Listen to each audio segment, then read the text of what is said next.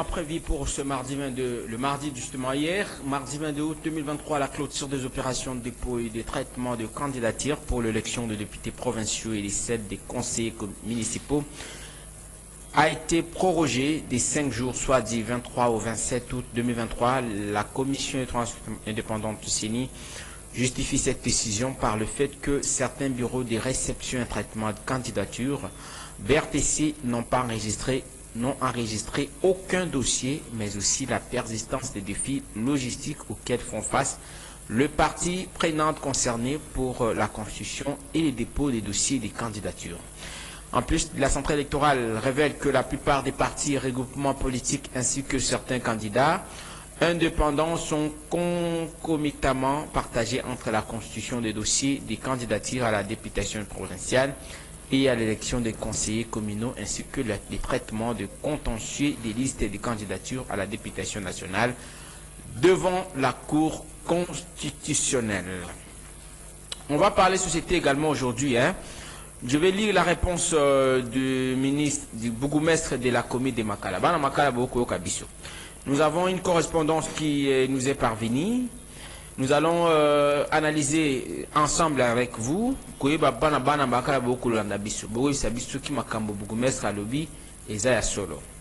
La correspondance il y a le 26 juillet 2023. Monsieur Erens Mpombo Keba. Atindeli comme ministre intérieur, Ramonier, Basoli, et le bourgmestre a été instruit par les services, il y a ministre intérieur, pour na koluka komayola ndenge nini bakozwa solution na mama kolekana na commune Makala, parce qu'il faut dire que commune Makala est en insécurité to kolobela kuluna lelo, tout le monde en parle, la situation de Kuluna à Kinshasa. Alors pour le bourgmestre de la commune de Makala, banditisme, tokobenga Kuluna na Makala, exact kokita. Bana Makala tambo kobenga bopesa biso point de vue na bino. À son excellence, monsieur le ministre provincial de l'Intérieur, a répondre bon na instruction ministre apesa qui pour na koluka ba kobaksa ba service pour na koluka kosisa toko komayola kobaksa mayele pour na koluka kosisa makambo wana weza koleka na Makala. Pour na ye réponse na yango boka réponse ya bourgmestre ya commune ya Makala, je précise. Excellence monsieur le ministre, je l'insigne honneur d'acquérir réception de votre lettre référencée numéro SC bar 431 bar MCJ bar GTN bar GMK bar PB bar 2023 du 26 juillet 2023 dont l'objet est repris en marge. En réponse à votre précité, de concert avec les comités restreints de sécurité réunis avec l'intéressé pour un échange interactif, nous lui avons fait remarquer que ces phénomènes, je précise, ces phénomènes a sensiblement baissé. On a beaucoup sensiblement baissé sur toute l'étendue de notre commune avec la contribution efficiente de l'ASBEL Makala Asika pour d'ordre Tchambeli Nassé, dont vous étiez témoin oculaire le vendredi 4 août 2023 au terrain Mawanga. Voilà. Alors, nous allons, par rapport à la réponse du bourgmestre et à commune et à Makala, ou à Komeli, bongo ministre intérieur, pour Nakoloba ke Makambo, Bakoloba Nakumba ya Makala Kuna, ils ont bongoté situation, to, o ya bengi, du Kambo ya Utali Kuna Tolobi, phénomène wana, ils ont sensiblement baissé. Ça, c'est le bourgmestre qui dit. Voilà. Nous allons parler élection, bien entendu, avec prorogation à CENI, mais aussi cette situation des sociétés, communes besoin respectivement, que faire pour qu'une solution soit trouvée dans ma matali, violence, tout phénomène, tout bengi kuluna. On en parle toujours avec des cas récurrents dans différentes communes. Mais pour la province de Kinshasa, commune à Makala, commune à Kimbasi, ce sont des communes qui en font un peu de trop. Bino Bourbenga a pu couper sa makasita. Bino s'occuper de la commune à Makala parce que c'est notre souhait d'ailleurs que Makamboana, Kuluna est ici là. Et que chacun peut apporter sa pierre à l'édifice. Les camps, la correspondance, il y a M. Erens Pombo Keba qui est avec qui nous sommes avec qui nous aurons à discuter tout au long de cette émission, votre magazine Rendez-vous des auditeurs. Le numéro 082 33 33 749, 082 33 33 749, 082 33 33 749, c'est le nom de votre standard. La caméra ce matin est assurée de main de maître, contrôle par Madame Karine et Bibi. Massimo Katiambali. Junior, cette complicité-là, en tout cas, ça commence à devenir suspect. Alors, papa est rince pour Mbombote, ayo? Ah, ingénieur de Junior Kassanda, gagne de Kobonner.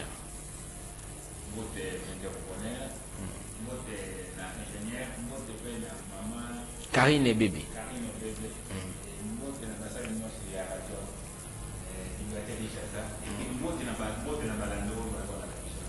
Merci beaucoup. Je rappelle que pour vos messages WhatsApp, vous pouvez nous écrire dans 081 49 41 721, 081 49 41 721 pour vos messages WhatsApp. Junior Kassan, j'espère que le standard est suffisamment chargé. Suffisamment. Parce qu'aujourd'hui, nous aurons vraiment appel moi Mengi pour Bande Kolobi se plaindre. Nous allons faire justement donner suite à votre demande. 082 33 33 749. Alors, Papa Pombo, toko mastali kuluna lelo, to le banabuku se penza ya motoko tamama alikambo na bisi tellement ponomi, mais likambo etali kuluna. C'est vrai que comme là qui au mona qui ministre intérieur ayambakio. Oui, micro. Oui. Alors, Bosola Kinae, pour la matali situation à Kuluna, na Engumba Mukozi Kinshasa, mingi penza na commune ya Makala, Oyo et Kubangi ça de plus en plus. Bon, il faut aller la situation dans les alliés. Naï Ernst Pombo, j'ai de l'expérience compte tenu à passer dans Naï, concernant ma campagne sécurité. Alors, étant congolais, nous sommes congolais, nous sommes la mboka na biso Kinshasa d'abord, puisque moi aussi qui noie de naissance. Et puis, Nathalie Ndenge Kinshasa Zakoleka, je me suis plaint, mais le connais na kate Kinshasa. Alors, Nathalie, la juriste, j'ai vu la loi comme qu'est-ce que ça dit, n'a consulté Constitution de l'article 63, et ça nous a contribué pour qu'il y ait un akati mboka. Alors, j'ai été chez le ministre de l'Intérieur, la commune qui est, Bengi Singai, la sujet, il y a demande d'audience à celle-là qui est, Bengi Singai n'a commis, la recevoir Ngai, entendre Ngai, qu'est-ce que je voulais exactement, m'expliquer Bango, n'a vu que je veux que toute la ville de Kinshasa soit débarrassée d'un phénomène de Bengi Kuluna. Bien sûr qu'il n'y a pas de banditisme zéro dans la ville, mais dans la ligne vraiment, je vais contribuer dans une solution de la Européenne pour la Makamba Kolona. Alors, le ministre Ayokingai, tout ça, moi débat, alors, on a chargé la sécurité à comme Kanda à Bibon. Comme une pilote n'est pas encore commune pilote puisque moi je vais pour la Bible, je t'envoie à Makala, tu es d'accord? Moi je n'étais pas agréable, je suis à Makala pour l'évolution de Sala, après avant tout embrasser que je suis à mon débat, je me canne à la commune à Makala. Mais à combattre mon Kandawana, yo Moniwana, qui est la motina commune à Makala. Arrivé là-bas, on me reçoit avec les comités de sécurité à Makala, on a débattu, interactif, tout ça, vous dites on va me répondre. À ma grande surprise, donc c'est un refus quoi, quelque sorte de Mokandawana. C'est un refus. Mais je me suis posé la question, M. Bonner, l'église, Moussako Kendate, a dit que Oyibeza Mabé, pasteur Ayibi, Bandimbayoki, l'autre qu'on a l'église, pasteur Moussaïe, le cadre de Bamoko, Oyibeza Mabé. Mais toujours en un contexte, sinon il y a Kinshasa. Pour Nayo, qu'est-ce qui peut justifier recrudescence il y a kuluna na ngoma na biso tuloba il y a phénomène wana elo ni sala ke esila te ezala kaka. Bon, ça c'est mon point de vue. omoni pour nangai exode rural d'abord ils ont contribué na makambo ya banditisme exode toto kozwa na kati ya ba ville ba centre urbain en général et beaucoup de choses à particulier yango ça quand exode wana bato bazo il n'y a rien à faire il n'y a rien à faire non bazo ya kandengo wana baye il déambule tout ça alors comme le ventre à famille à point d'oreille, mon soeur au monde à Moutoumoko Boué, c'est un village de vie. Donc ça c'est mon idée. Donc exode rural de ça. Entre autres quoi, c'est pas l'unique problème, mais ni que cause, mais entre autres ils appellent exode. Vous expliquez dans un terme un peu clair pour ceux qui nous suivent, qui peuvent comprendre. Oui, j'ai dit ceci. Quand je parle de l'exode, c'est-à-dire que Kinshasa à l'époque, ils ont une population Mokomoké. 40 000, si je me souviens encore quelque chose comme ça, 40 000 habitants. Les deux ont 15 millions. Mais, que dirais-je, l'environnement, donc, ils vendent les escapatoires, ils vendent échanger. Alors, au moins que, proximité, tout ça, il y a des apotinda qui, comme il est belé, misale ezate, et l'autre bana pour ça, le bazate, et il y a bana basa les alités. Vous m'excuserez, après je peux comprendre. Je suis beaucoup plus apte en français que dans Lingala. Alors, il y a un moment où le coin de ça va se sentir délaissé. Il y a un moment où occupation. Mais est-ce que pays n'anengi misala depuis mkonzi école azwaki alobaki azwa bokonzi abaki repesa misala na ba jeune et tout ça, c'est aussi dit na chômage au-delà ba jeune na ba parents vraiment ba ko za responsabilité na bango te. Bon, ngai na côté mokonzi mboka là vraiment je n'ai pas beaucoup à dire là-dessus. Na vitamine ko lo mabilo ko ya politique wana concernant. Non, ils ont ma promesse politique ba sala. Ba promesse politique bon, ce sont même bougumès au kende ko mona ya makala. Et la ministre intérieur au kende ko mona yo échanger na je rappelle que nous aurons peut-être à voir le bougumès de la commune de Makala. Sauf changement la semaine prochaine, il va devoir nous parler de la situation globale dans la municipalité naïe. Pourquoi pas d'autres bourgmestres? Parce qu'apparemment la situation de Koulouna, je pense qu'on doit en parler. On doit parler de la situation de sécurité pour que chaque compatriote, au bas de Koubakula, n'a pas sa point de vue na bango, si Makambone Kotambola, Nengumba Mokozi Kinshasa, plutôt raisonner les autres que Koulouna ici la terre.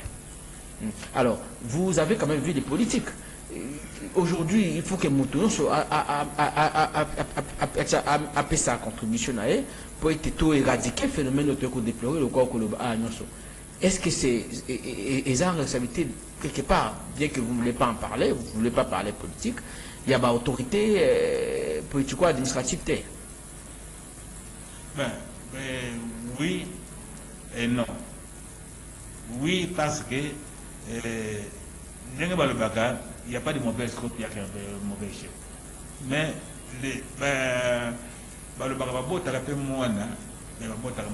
le chef voitier dans le domaine tel pour la sécurité.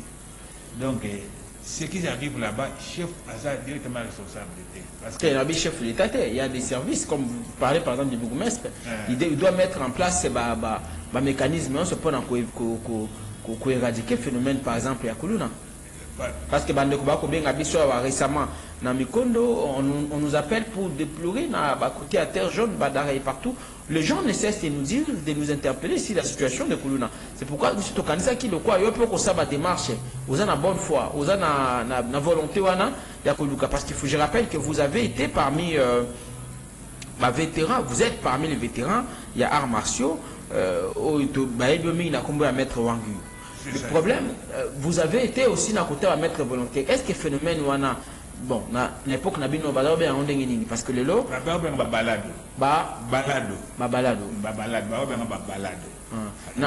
Là où Péro Douana, la sécurité, dans la commune, c'est-à-dire que c'était différent. Si je peux pour le moment, allez-y. Il y avait des cadres, il y avait des chempères, bon, à l'époque où on a... cadre, soldat donc. Non, cadre, c'est-à-dire que ma jeunesse, il y a parti, puisque un père est parti unique. Alors, jeunesse, les années 70, 80, alors, nous étions tout ça qui n'est pas encadré pour éradiquer.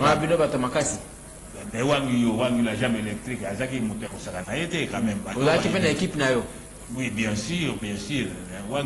Donc, ce qui va manifestation, ils ont babengi bino. On a ce qu'on a qui à l'aise qu'on y a pour la politique, mais les autres ont comme la politique. Pour la politique, on a maréchal et moi qui va mettre Wangu, on a fait à Azamon Miké, c'est une autre activité dans le stade il y a 20 mai. Pour la sécurité, pour la sécurité à moto, pour la sécurité là, mais pour la politique, pour la personnalité à moto, mais pour la politique. Alors rapidement, on va dire que l'époque n'a pas parce que l'autre va mettre volontaire. Tu as ma casse ou côté les mains. Est-ce que na l'époque n'a pas et réussi ça qui parce que là apparemment sa point de vue d'abord sur Babengi na l'époque na bino ils ont aussi mandé nini est-ce que et produisa qui va fruit na l'époque de bise ba fruit de moi naki ba premier moins bien que nazolo ba il y a pas crime zéro c'est-à-dire criminalité zéro c'est la carte mais quand même c'est là qu'ils se soutaient les gens se souviendront arrestation il y a Bouddha il y a Wallace, il y a Birlang, sont des grands noms au Basaki Combo Anakata Kishasa Awa. Je sais parmi les bateaux qui contribuent pour éliminer, tant que éliminer les bateaux, on a mis ça, Bouddha, Wallace, Birlang, ce sont les trois têtes d'affiche au Basaki, terre Nakata Kishasa. Mais là, il y a ma commune notamment. Basaki, bon, je ne sais pas combien de Basaki, mais nous, on s'est arrêté ici dans le marché central à Kinshasa. J'étais parmi les bateaux qui contribuaient pour l'arrestation à Bango. Alors voilà. Vous avez motivé dans l'État, parce qu'il y a des jeunes volontaires aussi qui travaillent aujourd'hui dans le service à différentes communes. Vous avez vu les bourgmestres, il y a Makala par exemple cité opération contribution efficiente, il y a Asbel, Makala, Sika, opération Bakobenga, Tiambeli, Nassé. Ça c'est dans le cadre de sensibilisation. Mais dans le cadre, il y a sécurisation, il y a peuple autokobenga, intervention populaire, dans le cadre, il y a lutte contre le phénomène, on a kulunato, autokobenga, la situation de la criminalité de façon globale. Dans l'époque, vous avez la motivation que vous avez pas bourgmestre, kaka, to ezaki na niveau nini implication à Bakonzi. C'est justement ce que je vais dire. On a eu na Bakonzi à Moana. Oyebi montafuta mana musala na ye. Pour mon konja mona ke na mototel à ça musala boy pour na pese loko boy na reconnaître boy parce que assumer le domaine na ngai. Ezali na tango wana tozaki na modèle moko onga na sala lelo oyo. Mwana ye moko il faut abanga ko bibala balabala pour na sala crime. Donc na caractère ka vandi ba avec va mettre bazali ba mettre non seulement va mettre bazali mais na kati na bango ba yebi ke soki na sala na yebi na kati na bisona na mfunda ngai nana ko faire arrêter ngai ba entre bango moko. Donc il y a une manière ya ko sala dès que toza ko sala wana na kati ya quartier mutu nyoso to banga mutu nyoso ayebite ke nani oyo akoko funda ngai nando donc boko oyo kango salika moko boye mena kata bino ko makaba yo kanga bino boyebi mutafundi te il y a une manière obiso to ko salawana o ngana chango aji je ne vais pas tout mettre ça na boye mais je donne la globalité na biso to ko sala c'est-à-dire que tout le monde devait avoir peur de tout le monde criminalité pour le premier et pas totalement mais ko dinne makasi mais ce qu'on a kin lelo phénomène wana contrement de bozo salo oui ba obenga bino baba balado, c'est ça. Les balades, ce sont des bandits. Ah, balade, c'est normal, le groupe, tu l'as tout benga, balade, c'est un bandit, ici. Navi, bino ba benga, bino banani. Bino va mettre, le va mettre. Bantigang. Le va mettre volontaire. Bon, différence d'Inyoko, ça, le l'autre va mettre volontaire, na bantigang.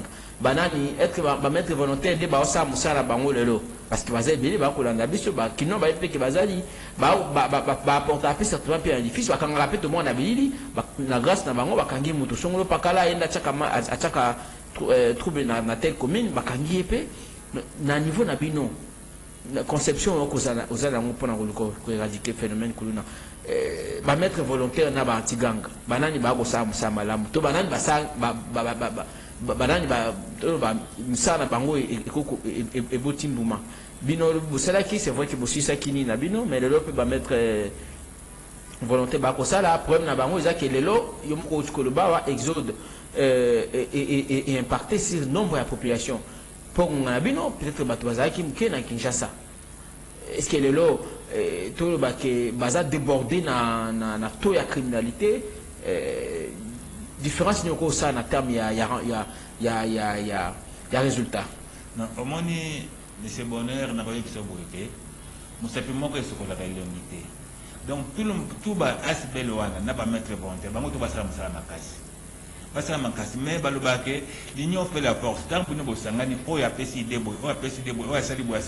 Au moins vraiment que le Cambozo le kawane aussi là. Donc il faut pas associer, il faut pas expérimenter, mais bateau bosala ki lobby. Voilà. On a beau continuer par exemple quoi apporter pierre na bino. Comme na makala ba yo kinga, il fallait ba tika ngai na sengi bon 1 mois. Na bino kosala kana. Bonne observation. Na kati ya commune okeni le par. Bo pesa ngaka 1 mois kaka botala ni na kosala. Il fallait ba tikela ngana no 1 mois batala. C'est quoi je suis capable? Mais c'est pas moi bien, je suis pas capable de nationalité na petit tolo ngamo na kosisa mais nous kola ba organiser musu des alliés à Obo. Mais il faut dire que Bourgmestre na réponse nae a commis cependant je demande à messieurs Pomba Keba Oizayo Pombo oui. Pombo Keba bien sûr qui me lie en copie d'être toujours en contact avec la commune de Makala pour parfaire ces climats pacifiques tant souhaités par nos administrés. Il reconnaît que ces contacts permanents avec la commune de Makala n'est pas non tout le contact dans la commune de Makala et catanité. Ngai nalandi information ce qui se passe actuellement dans Port-au-Prince d'Haïti. Donc ces gens-là, l'autorité haïtienne, ils n'ont pas prévu, le gouverner c'est prévoir. Tango les Cambouéza manqué, le Cameroun au Longola, je dis bien au Longola et moi et Yokana sous-souté. C'est-à-dire qu'on bat les faire quand il est chaud. Tant que je suis chauffé, quand je suis allé les présenter. Comme on appelle le prince, dans Port-au-Prince, dans Haïti, c'est les gars qui font la loi. L'autorité à l'État a soutenu la carte. Maintenant, les gens commencent cherchent à se prendre en charge eux-mêmes. Bon, vous organisez un groupe autodéfense pour se défendre contre la gang. Et dégénérer d'Engwana et Banda que le col a dit au ballon qui est au Bimanda, Mundamouti et combien contrôlable. Monsieur autodéfense, c'est trop bien à mettre volontaire. Anti-gang, vous avez qui bino lobby. Non. Pour la mission de l'eau. Pour la mission de l'eau, mettre volontaire. Non, groupe autodéfense, non. Non. Non. Pour la Kinshasa. Écoutez, autodéfense, les gens peuvent confondre que. La justice, c'est pas ça. C'est autodéfense qui peut aider la justice. C'est-à-dire quand on parle d'autodéfense, les gens peuvent confondre Maître Wangu il est là pour dire que c'est pas ça la justice. Nico. La justice va mon côté. Donc c'est-à-dire aider la justice à éradiquer les phénomènes de banditisme. C'est ça l'autodéfense que j'appelle. Exactement que non seulement les maîtres volontaires. Au monde m'a dénoncé. Non seulement les maîtres volontaires, mais tout le monde. Écoutez, moi je dis ceci. Bakulu na wana basala nani mobulu wana bazana papa na bango na papa na bango na mama na bango sont pas batumo ba wuti likolo non mais il est venu quelque part il est venu quelque part c'est-à-dire il y a une manière il y a par rapport à écoutez moi je sais que avec ce que moi savoir nangai les parents ne laisseront pas leurs enfants faire les kuluna parce que bango yeba conséquences ko yela bango. Moi, je sais ça. Les parents, j'ai une manière d'agir. Donc, tout le monde aura peur de tout le monde et tout le monde n'aura pas la possibilité de faire quoi que ce soit. Donc, autorité à l'État, qu'on vende et qu'on vende partout. Non, écoutez, je ne peux pas tout dévoiler, mais je dis que je suis capable, il y a beaucoup d'autorité de l'État, dans le sens que, ici la penza, ici là. Vous avez peut-être sporadique passer par là, mais dire que non, pour le neuf ici là. Voilà, papa Erens Pombo, on a rappelé que Bourgmestre à Lobby vous a toujours en contact naé. Et puis, tu as qui est en train de Mikoya, tu as eu longo, pour ça, la mission, pour ça, les Congolais, pour ça, les Kinois, les Cambouis, les ici là. Parce que tu vas Koufa. Donc, le Basouka, ça va nous pourquoi est-ce que ceux qui montent à se proposer les Cambouis au lobby que ça n'a pas te problème to binde ke batem susu te ya omani ikambara to commission de mamboko yo omani te yo sengi te mosolo na biboy yo moite na kati ya mokando ya atindeli ministre provincial et intérieur na réponse ya instruction ya zwa kipa ya bourgmestre pona ko yamba yo pe pona osola makambo yango wa zwa kipa ministre intérieur ye mo ka lobeli bourgmestre AFC ministre intérieur ke azana asbel na ye makala ya sika likava asbel wana mosolalité ko bimatongo midi pourquoi te pona ko financer yango on lobi wana ezanga ine na pesi point de vue na ngai c'est vrai que makambo ya ba asbel na batu ba ko manzela tongo midi pourquoi ezoke na mabenga batu ba sa misa malamu te mingi ya batu kutu bande kwana ba ko komba tongo midi pourquoi musuna na tumuni na moni mukwana na zaki na bande ko na bandal na moni bango na butu ba ko komba ndeko mo atuni ngai autaki poto na Canada atuni ngai batu ba sa ba komba buti ba heureux na bibi ba komba à partir de 23h pour supposer que la circulation est diminuée, il va recombattre pour les à la pétomé, il va recombattre les va recombattre na kati ya va terrasser. Est-ce que va chaka mabelo ane elongoka service wana ba asibelo bizana ba commune oyo communisa mutualité tongo me dit pourquoi to éviter ce gouvernement de gérer kayango to pe ba sa ba cop na ba ona ndenge na bango là c'est pas un problème mais le problème c'est la finalité les kambetali ba kuluna par exemple ça je pense pas que asbel moko déjà même qu'on aussi ça kuluna na Kinshasa. Voilà, je retrouve là papa Ernst Pombo na bandeko na biso Cédric Ndombe a commis biso le Cédric Ndombe mbote na yo mbote papa bonheur mbote na co-débatteur tozuli baku bolimbisi makasi pa ba auditeur nyonso ya Tanip parce que toyebi te lelo lilimasi oyo bakiti na Kinshasa donc nzela ezali te il y a pas moyen même okoma awa vraiment bolimbisi cousin na mona na nini na ya comment le baka mbutillage ezali makasi en tout cas toyebi te élan oyo tozwaki na ntango ya francophonie tokoma un peu kozwa mopepe na Kinshasa alors tolingi sur ba politique conjoncturelle wana te ndeko na ngai so eza nini yango phénomène nini yango to comprendre ka donc biso ndeko mo alobaki awake soki bapaya baye balongoli na bacoordonné na nzela abibino bolongwa bayebake biso bacoordonné bazalaka bao bavanda na banzela tu boteka bango babolongwa so bakei tozongeli buzoba na biso baisi bango ke biso awa mbutillage ezalaka te so mbutillage ezali biso Congo eza mboka fierté mbutillage ezalaka te mais soki bango bakei biso na biso mbutillage continue. Donc ça se fait voir que nos décideurs baza na volonté te ya changement surtout bateau basimbi gestion ya bakinois au quotidien balingi changement te parce que moi mon PPO to ndeko moko abenga 3G akomeni nga ya WhatsApp abi 3G le rôle ngobila te et Gentini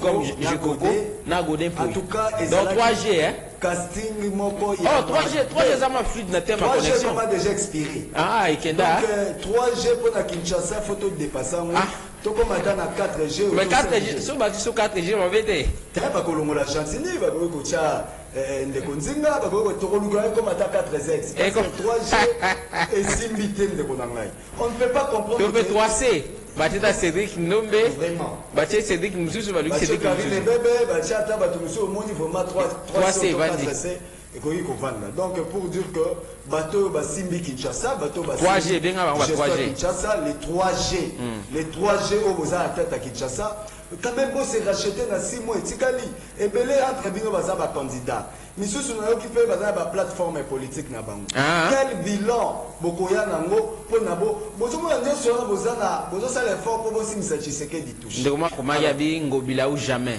ala moto ACP non là ce sont des futuristes ils ont battu bazana on a quatre ba mythologie parce que ngobila batikeli 5 ans il est parmi ces rares gouverneurs où il a sali 5 ans mais bilan te aleki mbutate mais bon, Kimbuta Tolobi na législature pendant Tshisekedi. Bandaka il a zop kondikiyo le lote. Qui dans le lobby bamboka mususu ba bouja mais quand même à bénéficier na éviter ceux qui ne lo ni pour alobi azar. Dynamique ngobilate. Peut-être parce que bon le Cambodge libre que na toko beta lisona papa répond rapidement yo papa s'est réservé na ba point de vue politique yo ko pesa point de vue na même matali le quoi to tiko le bawa report prorogation ya réception ya candidature pour la compte ya député provinciaux puis ba conseillers municipaux au plus à point de vue na yo to kende a tout droit na pour ma pour balobi mingi na ba centre Seigneur se rendre compte que la plupart va partir groupement politique va déposer dans nos documents à Bangote. Donc pays va persistance il y a des défis logistiques que Seigneur a confronté nango jusqu'à là na makampe ba dossier ba toming ba kanisa ming ko sa ba recours na matali coup constitutionnel pour na législative nationale mingi ba pesi mission na niveau ba recours ba parti politique ba bosani kambo ba ko sa ma opération est en cours. Tropé sa point de vue na yo toujours bande ko na zela singa ko suffisamment temps pour analyse toujours bande ko j'espère na rappeler la bande ko pour le bâtisseur na komi mutu aino sacré parce que na so mutu aino ya la muka était na komi mutu la muka so mutu aino sacré na komi mutu aino sacré. Je vous rappelle que nous avons appelé monsieur Alain Zikatedi qui devait être là dans ces studios qui n'est pas arrivé jusqu'à ce matin. On a reçu tous un message moko ya ko de matière donc koba c'est ce qu'ils étaient. Je précise que M. Alain Zikatedi de la Mouka, il a décidé à Martin Fayou devrait être là avec nous. Il n'est pas là jusqu'à la preuve du contraire. Deko Malobomboko, le Kamakulu n'a pas Uchkoloba, a Komela qui, à mon acquis ministre intérieur, pas Alim, Toko Benga, Bao Bazalaki, papa maître Wang Yu, j'espère que c'est ce que vous avez Azaï ba anti-gang et à lobby, au Trobenga maître volonté, Chalet et à lobby. Ni bango ni to yambi lelo na époque ya papa Maréchal Mobutu o ba ko jouer rôle ya ko bundisa ba kuluna ba bandi ba phénomène ya kuluna ba balade en son temps on l'appelait balade au Ninga Kuluba mais jusqu'à kino lelo le tous un phénomène kuluna mais il y a plutôt des maîtres volontaires au bazo agir. Est-ce que ça suffit et suffit pour aussi ce phénomène wana? Mais je ne peux pas mettre en contribution des commissions sur Babunga qui lobby contre le phénomène on a wabengi balado bakangi ba tomakasi bazaki ngumba Kinshasa lobby lelo elo konito ko ça pour ici là parce que tout le monde en parle bande ko ba ko benga tant to lobby politique à côté atiki politique à lobby ndeko bonne limbisa na mi banda sujet biso na mikondo biso na kimbaseke biso ça fait mal. On a finalement dit on devrait en dire quelque chose. Tout le Béléango, parce que les autorités qui nous suivent, déjà les ministres de l'Intérieur qui étaient saisis, a Tindi Papa Paya Bougumestre Yamakala, le Bougumestre a répondu, nous l'avons lu, vous avez quitté Mukanda à lobby, pour naïe Bougumestre Yamakala, phénomène Wana Kuluna a sensiblement baissé. Si toute l'étendue il y a commune et il y a Makala, suite à la contribution efficiente à Asbel Makala et Asika. On coûte plutôt qu'au bête à Dissolo, il y a Asbel au Bakréna, commune. Oyo komisa mosolo l'État to ebite mosolo ba bimisaka isa comme ça na ngopenza eza ya kokomba eza ya kuluna ya ba likambo etali salubrité ndeko malobomboka yo na sali j'espère récapitulation pour coutume na nzela faute ya embouteillage. Merci ndeko Bonheur Ndinga oyebi likambo ya kuluna toza kobenga ngo phénomène. Il faut trouver explication dans la sociologie parce qu'il s'agit d'un phénomène social. Papa Awar You n'a pas si beauté maître n'a pas comment on a compliqué hein Awar maître comment on dit maître Wang Yu la ville la jambe électrique OK il y a la jambe électrique donc chalet ya lobby ya Mobutu yeno moni avant il est dans un abisoa mais chalet en yoka na sute hein asila te junior comment ça asila tazali comment na union sacrée te éviter tout na bande ko benga ba pesa ce point de vue na banque allez-y. Alors le phénomène Kuluna, ce qui totali ba proche union sur l'état développé. Et ça là, ce qui totali bien esprit tant au maître Wang Yu, papa Mobutu pour chaque bango, c'était que il avait responsabilisé d'abord papa Wang Yu et comment qu'il le colle à Moussala Mogoponaye et puis une manière à insérer banaona socialement, naza sur balukela qui bango misala. Tout le cas dit 14h.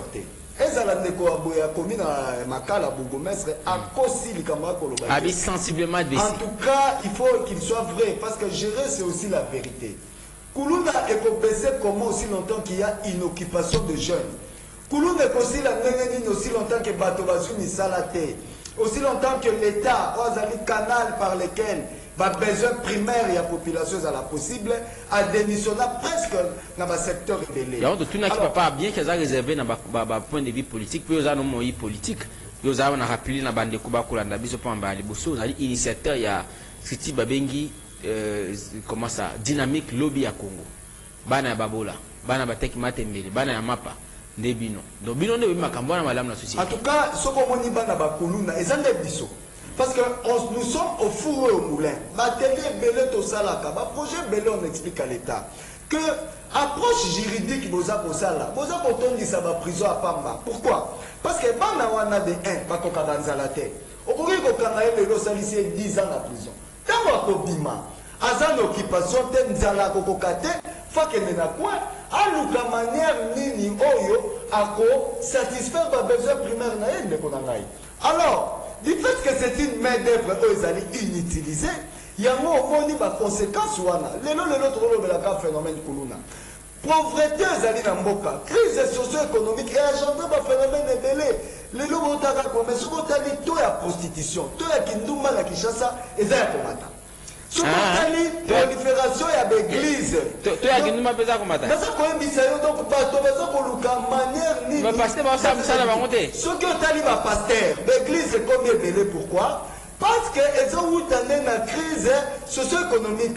Donc on a mukalelo na kangi moi 2 versets 3 versets lobi na lopango na bengi bato baye na bandi ko tia ba nuisance sonore nyoso wana c'est une manière de se chercher à s'autosuffire alimentairement. Et ça pour nous embêter. Dans un bisou qu'il y a plusieurs phénomènes étant que politologue et chercheur. Mais pasteur papa Ernest Pombo alobi parmi les stratégies à sensibilisation, il faut aborder l'église, il faut pas sensibiliser. L'église, d'abord fruit, il y a crise socio-économique. Parce que prolifération de l'église, ça ne se justifie pas. Comment dans l'église,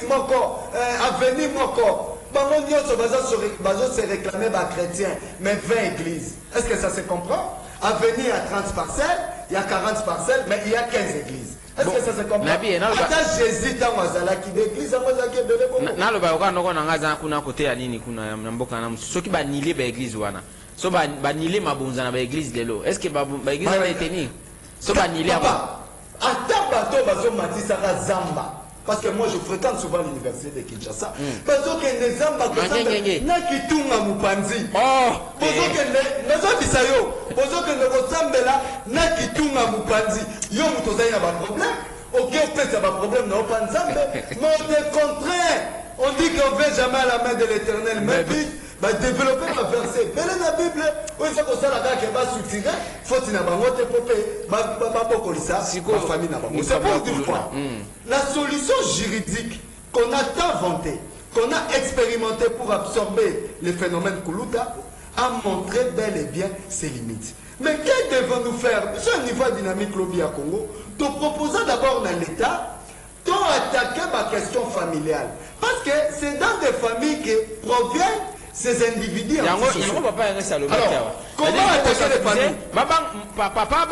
Qu'on sensibilise les familles, papa. Tu ne vois pas qu'il y aura toujours des conséquences. La question familiale, c'est comment?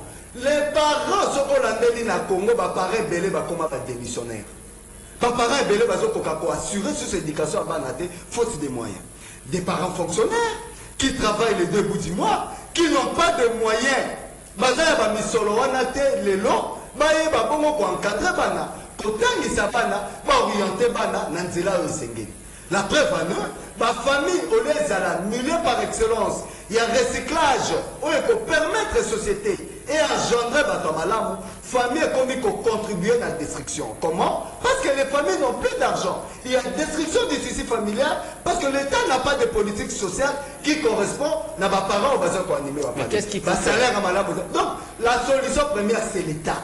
L'État doit d'abord s'intéresser aux questions familiales. Les gens qui travaillent, d'abord que encadrer ma famille, de 2, que fait l'État dans le cadre encadrer l'État faut créer cadre économico-juridique où il faut attirer les investisseurs. Les investisseurs vont créer misala comme ça va mettre des alliés inutilisés. Bana oyo bazana makasi na bango be ba pesi yango au service ya nzela ko bazwa ya kolia ya komela ba kozwande ba misala oyo ko pesa bango batika ba misala wana ndeko bonheur parce que soki moto azali na mosala te akoluka moyen nyonso po à se satisfaire na ba besoin na ye phénomène Bombay commis. Les jeunes Congolais ne veulent pas ça. Mais qu'est-ce qu'ils doivent faire devant un fait accompli? Misa les alité. Moyen qu'il y a les alité. Moyen qu'il y a les alité. Mais chose caca, quand même. Autres comme la présidente de la République, Fachi Beto, avec la gratuité de l'enseignement d'une part, et que ça, la dit sur conscience, et puis de deux, ils doivent booster les emplois de jeunes. Il faut créer un cadre pour les jeunes dans ça, parce qu'on ne peut pas comprendre. Plus de 70% de jeunes. Papa, ils ont question exode. Est-ce qu'ils ont peut-être raison payer? Mais l'exode est dû à quoi? L'exode est dû parce qu'il n'y a pas de travail. Pendant qu'on a dit, c'est parce que l'exode, la plus grande province où ils allaient vider, c'est les Kasaï. Et ça vidé pourquoi? La MIBA, rien que la MIBA par mois déversait 33 millions de dollars dans le marché salarial. Oui, la Kasaï orientale. MIBA Koufa. L'exode rural là est justifié. Parce que l'État ne crée pas une politique de responsabilité, même nos provinces. Sur le côté de tout vieux espoir et commune à Kin. Donc, il y a ce espoir et Zalina Kinshasa. Mais parce qu'il n'y a pas de. Donc, mais même il faudrait se penser qu'on finançait projet, comment on l'appelle, agro-pastoral. Le projet agro-pastoral, il n'y a pas de route de dessert agricole. Ils ont pourrir. Donc, ils ont fait rêver pas bateau. Alors, par rapport au programme automoni à PEDEL, là, vraiment, c'est vrai, là où Bandundu, on a mis un peu Kolanda Massimani, Manaboulou, et puis la mission itinérance au ministre d'État, Maman Judith Tessoumi, on a appelé Mbote Koto. Donc, il y a un cadre Kayabana Babola. Mais bon, mon qui est en Okende. Bon, mon qui est en Okende. Tout le monde y était, il y a un ministère à plan, il y a un cabinet, la mission itinérance. Mais quand même, nous voyons que le président de la République veut casser ce style-là d'exode rural. Comment? Azako Tonga, parce que, quand l'eau est Tonga, Mina Massima Nimba, par exemple, n'a moni depuis na Botama, n'a monate une salle d'école où il faut contenir plus de 600 élèves.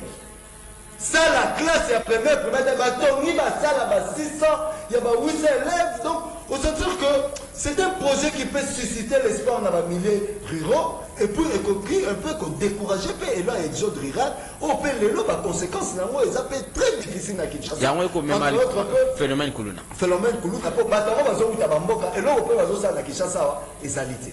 Vous avez un moment où te bande on a besoin de quoi même bazan va encourager le quoi besoin villageois to yabo lingana no msa makasi. C'est vrai que le phénomène est compliqué. Le rôle bien bon soit comme qui na babengani pe ba finge ba dia zandoki na église ba missie tout ça. Amimboa qui nanzela. Il y a beaucoup de travaux à faire dans nos provinces. Donc président de la République, là où vous êtes, nous vous encourageons. Quand même, il y a qu'à créer aussi un centre d'attraction dans la province pour quand même tout casser là avec les autres rural. C'est un peu ce que vous dites. Bata limité dans les ngobila sali surtout tant que bamona qui francophonie ba mine d'ailleurs bande copé de la francophonie na TV qui Kinshasa la belle o tia ngaze bajibe Kinshasa ngo yango yo on suivra ça à la fin de l'émission on suivra Kinshasa là il faut que kaka papa Erens point de vue na par rapport à l'intervention il y a Ndeko Nabiso Cédric Ndombe il y a Zaming beaucoup plus politique mais au qui ba point de vue na mais là, vous avez fait un rôle.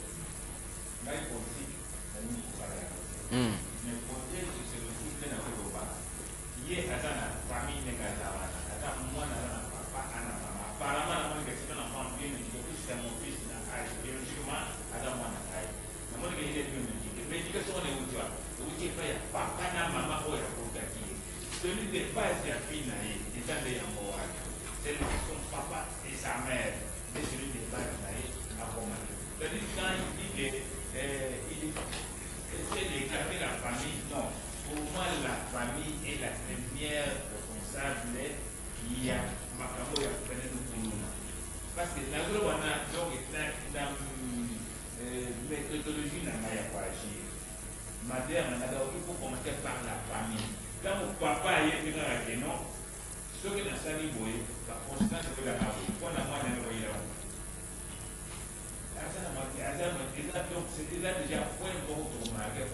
Alors il faut la mesure d'accompagnement il y a un côté à malamu na famille, vous savez même sensibilisation porte à porte.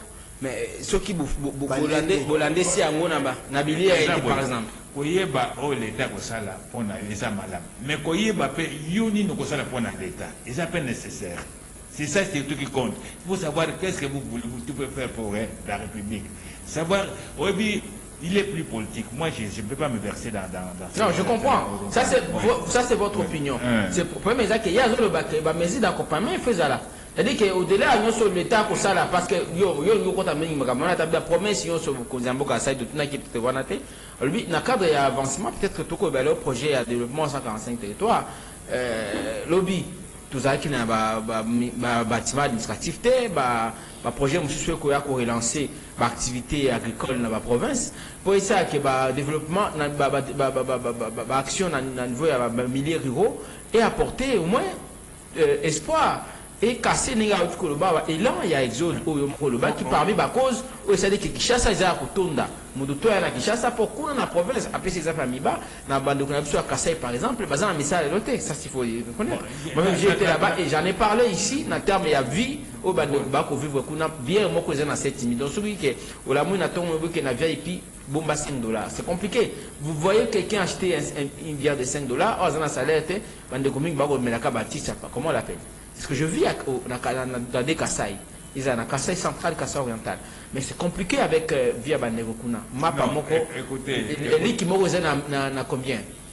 C'est compliqué cette vie-là. C'est-à-dire qu'il faudrait que l'État, nous, au Chukoloba, exode rural, et à la Kassai, dans l'État, l'État fait sa mission. Oui, n'a pas ces raisons à point haut. Dans l'époque où on a dans âge il y avait la Miba, na Mbushimai. Les gens qui vivaient de la Mida n'avaient rien envié na Bakinois. Côté ça c'est une évidence. Bato bazaki na j'ai camé na Lumbasi, baki na rien envié na bao bazana ba ville ou ailleurs. Bato même na Bandundu awa bato bazaki na ba pelzette tout ça, wo bazaki na mission moko ba bengelu sanga. Donc bazaki wana bazaki loko puisque chaque semaine bazako zwa ba makabo minene ba donc il faut l'État pour ça peut pas gêner ça. Alors maintenant il y avait des gens au bazo travailler côté wana. Alors mais au monisikoyo moi j'entends parce qu'ils sont na côté na point moko sociologique je parle de la société moi je parle pas de la politique. Tant bazaka société telle o ba tire na maluko o ba tiango boy oh mais kimbilango ni mosana ngoni. Mais mais est-ce que beaucoup ne tient pas société société mais on sait pas carreau là j'ai vu on m'a dit c'est à Maluku c'est ça on a pas ça carreau qu'on les amis tout gâter va monter comment ça c'est compliqué alors papa Ernst Pombo Cédric Ndombe rapidement vous donnez votre point de vue politique sur les prorogation Yassini comme on l'a dit il y a le bureau pour ma député provinciaux puis conseil communaux. Votre point de vue, j'ai salué en passant madame disait le Live Toko. Vraiment. Moi c'est un moment, il y a papa Blanchard. Technicité. Elle nous a rendu visite ce matin. Technicité automone papa Kadima, sans Moussala pour Azoko Saba congolais. Vraiment, ils ont justifié. Kadima Yassini. Kadima Yassini, papa Kadima. Prorogation à PCBA candidat, il a vraiment raison parce que a remarqué que na ba BRTC bureau de réception traitement de candidature en Goumé Salamité. Pourquoi le temps que Batuba sangisa ba document, ba sangisa misolo pour ba qu'elle déposer un bon et difforme parce que moi l'ité à bazui na ba députation nationaux, ba dossier monsieur Zaki non conforme, ba parti politique et délai ba CP na moté. Alors, engouement, on a remarqué dans l'élection 2023, et sans ces appropriations, à niveau il y a regroupement politique, ça fait présager déjà l'inclusivité.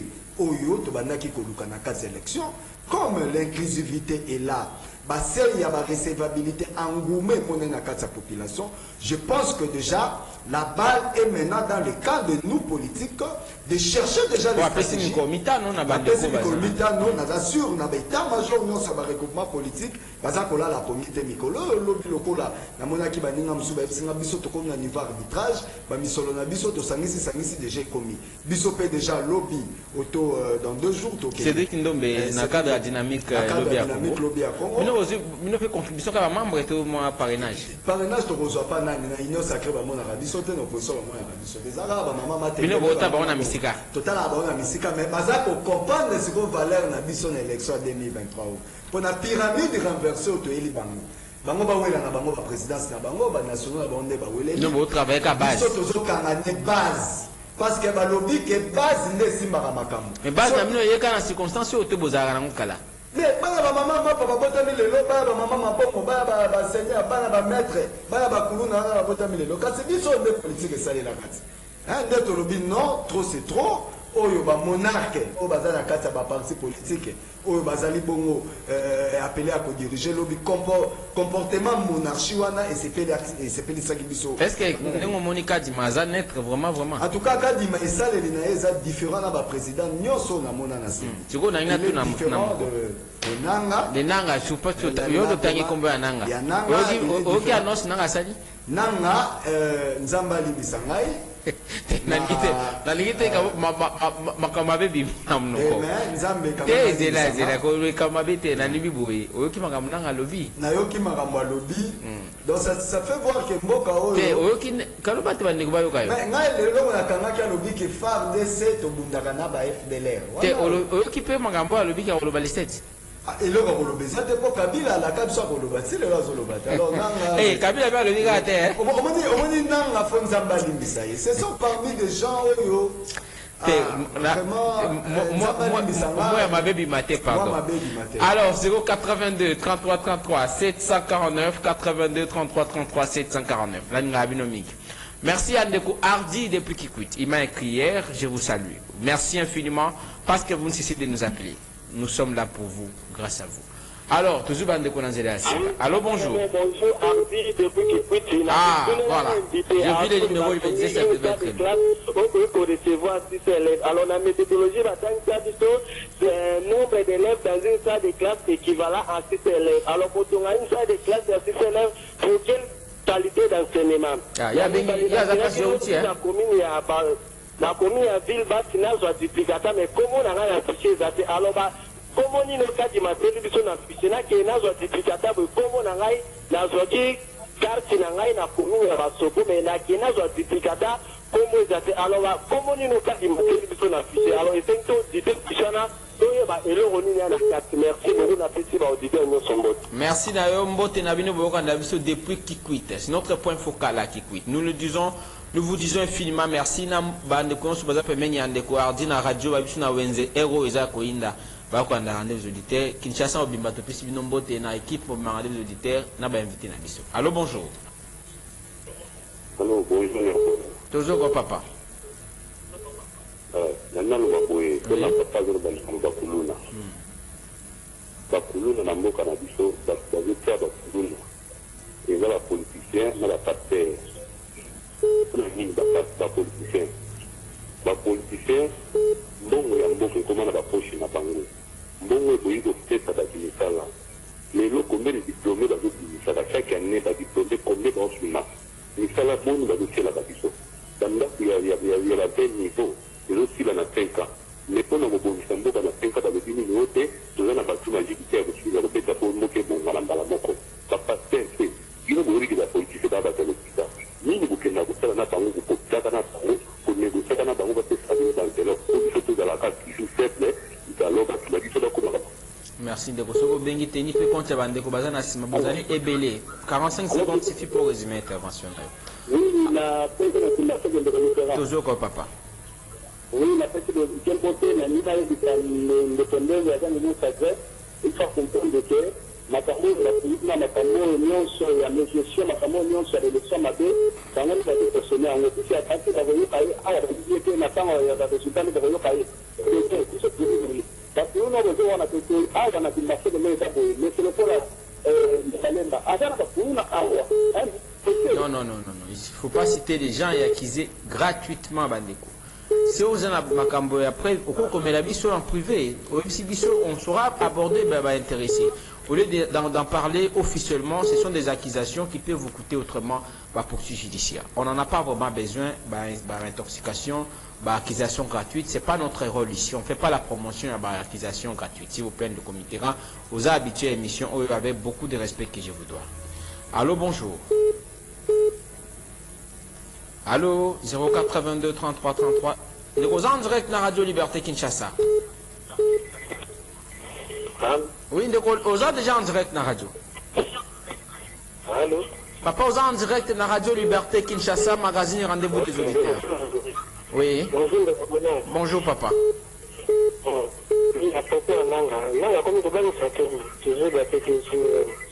Les caprices qui ont réseau na bande ko ba ko benga na bino to ko yoka yo. Oh, la vie nanga komi to bangi so to ezali. Oh, ndeko nanga komi to bangi. Ah. Ah, atuni mutuna soki ndeko nanga. Merci beaucoup. Allô, bonjour. Allô, bonjour. Ndeko tozo kayo. Allô? Ndeko tozo kayo. En ce qui concerne donc une élection générale, vraiment tout cas, moi, même législatif, nous en place, ça va faire qu'on soit loi en ce qui concerne donc une façon à qu'on mettre ça donc une pour déclencher pardon élection générale. Donc, et là, vous se faire donc dans la parlementaire va mettre sur pied élection générale pour phénomène de Koulouna, nous ceci là. Mais en ce qui concerne l'élection, donc, participer à l'élection, régulariser. Merci beaucoup. Allô, bonjour. 082 33 33 749. Toujours Kaondeko. Allô? Allô? Allô? Ndeko za en direct dans Radio Liberté. Ndeko toujours qu'on a Makala, voilà. Oui, Ndeko Wini na Makala. La quartier Maboulou, précisément en terre de Nangamba Makala. Oui. Nous surtout dans la plateforme constat pour vous mettre les mensonges et sécurité pour nous apporter les makasi. La mission qui va revenir qui twingi. Allô? Toujours quand on est en direct, toujours quand dans la venue qui twingi, tu as la direction d'aller à Wakou dans la croquet. Ce qu'il y a dans la direction d'aller à l'occasion de la banda pour la pika banda pour la garantie pour la sécurité pour nous. Et sécurité, ça a makasi. Tu as la chef du quartier côté au bail du choqué makambo ba kuna moyo to ko tenda mingi za te to fenga ba chef wana ba te sabiso ba professionnel ba nda ba tenga la rabiso mais ba te sabiso te ngano moni makambo ba kuna to ko taba wote oyo beaucoup na salobi et ça ya faux papa o ave fika na te sabiso numéro na eto bi te contacter comme ça biso te faire la précision na ba quartier de Paris direction ma vuba na croquer pour comment elenge ça et c'est ça pour na mo idonné pour aboyer. Merci. Merci beaucoup na témoignage na ondeko depuis commune ya Makala. Tozongela yango bandeko bakopesa makanisi. Allô, bonjour. Allô, papa bonnet. Oui, ndeko bengi biso api kombo nani? Oui, na bengi bino tsema na kono ndoko mungina kate bunga. Oui, na mikono tozoka yo. Oui, vraiment biso kama kuluna, bakuluna nyonso bakoma na bango kotambola na bafuzo abenga ujana. Donc, on va aller membre là, on va poser pour nous ensemble. Donc, éviter mon donc, moi, c'est papa. Nous allons vraiment, va mettre un moussou et un même si on vit ma camarade, un mis sur la biseau. Nous allons aller pour un accord dans l'émission. Nous allons faire ça, Ndeko. Nous allons faire 82 33 33 749. Allô, bonjour. Allô? Allô? Un problème de liaison. Voilà, on va prendre 3 intervenants. Dans un studio, il y a 150 appels en absence. Allô, bonjour. Oui, bonjour, Bonnet. Nous toujours quand même Kumbonan. Ah, la peña Tatianga, de Chico. Oui, de Chico. Oui, en tout cas, ma camutone tadi Kuluna, ndenge bande mususu ba lobi donc eza na base ya protection. Na ba pasteur ba mususu ba jokanga bana bandoki ba seretuka na balabala. Bon, pour ma kamananga, bon, tozela bakongole tozela vérité wana mbongo molai tomona yango te ndenge balobaka ta olie nguba na ta mai baka libanda tokokosa nyonso tokokokosa mai concert televizio tokokosaka yango te alobaka. Voilà, l'avant-dernier intervenant. Allô, bonjour. Allô? Allô, bonjour. Ndeko tozoka yo. Pardon? Oui, ndeko Moïse na masina peto Congo tozoka yo. Pardon? Tozoka yo en direct na Radio Liberté. Oui.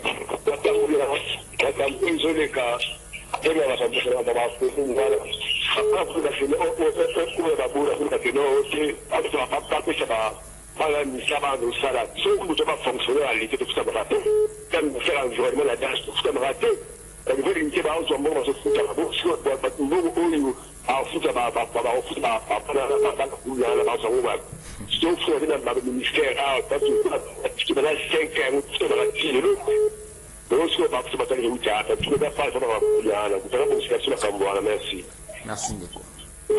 Allô? Allô? Voilà. Les tout derniers intervenants de l'émission. Toujours au cas. Bonjour papa. Oui.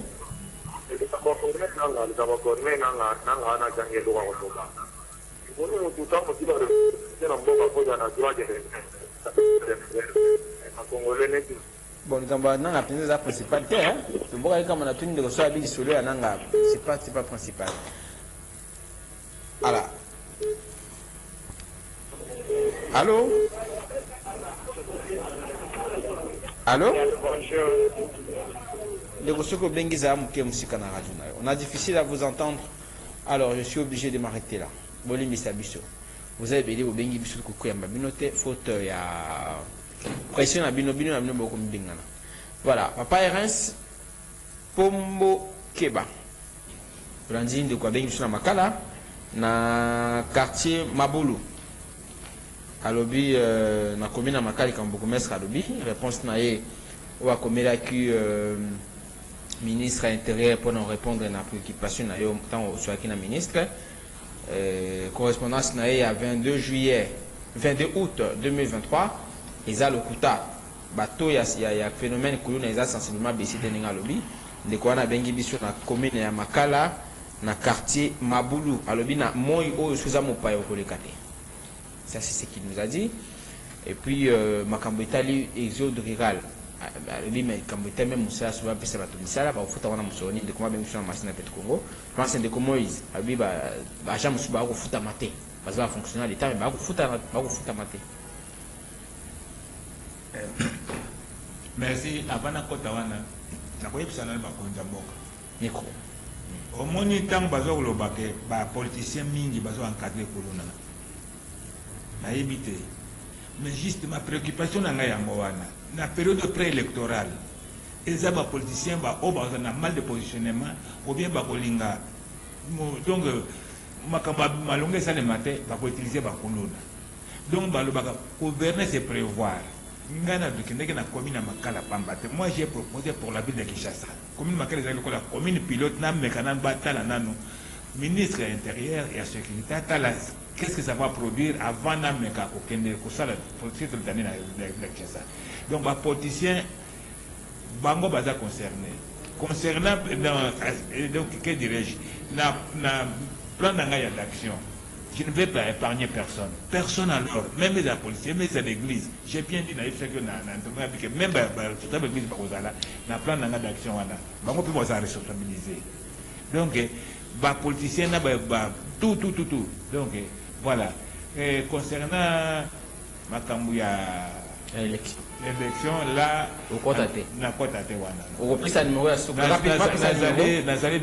je l'ai toujours dit, Sébastien Massampo, c'est lui le futur député. Il y a politique. Alors, on a eu un politique si côté. Si côté. Il y a une pression on a politique au battre la état vous avez qui n'a mon bout au lieu. Oui, attends, les lots capable de combattre. Au lieu au lieu politique mon niveau en politique. Na combattre les motos wana. Mais il y a ça l'état lui. Numéro de téléphone rapidement.